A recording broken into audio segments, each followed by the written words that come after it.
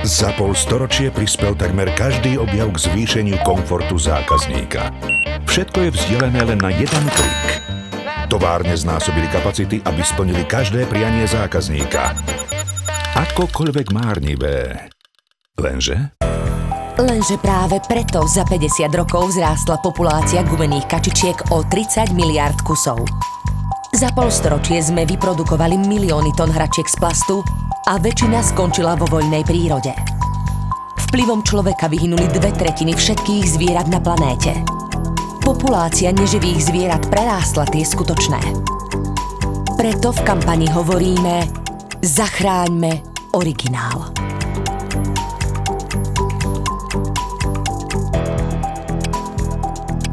Viete, čo je prvá zobrazená vec po hľadaní v Google? Počet výsledkov.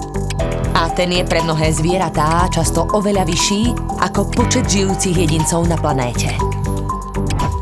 Využili sme aj fenomén kapča, ale namiesto autobusov či semaforov sme ľudí nechali označovať zvieratá. Niekedy posledné žijúce na planéte.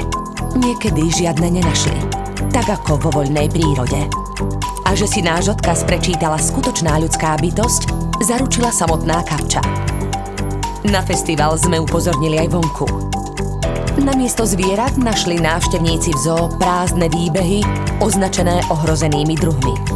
A tiež odkaz, že ak pre ich záchranu nič nespravia, nájdu ich v budúcnosti už len v hračkárstve. V horských hoteloch sme domácim hosťom ďakovali za to, že dovolenkujú na Slovensku a nezaťažujú životné prostredie leteckou prepravou. Na izbách ich čakala pozvánka na festival s tipmi, ako sa v prírode správať tak, aby labuť z uteráku nebolo jediné zviera, ktoré stretnú. kampaň vzbudila veľký záujem publika, ale aj médií. Sa začal festival Ekotop Film. Tie dokonca zaradili vybrané filmy do svojho vysielania. Posolstvo festivalu tak prerástlo kinosály a rozšírilo sa do slovenských domácností. Skutočný úspech ale bude, ak o ďalších 50 rokov nebude nutné hovoriť: zachráňme originál.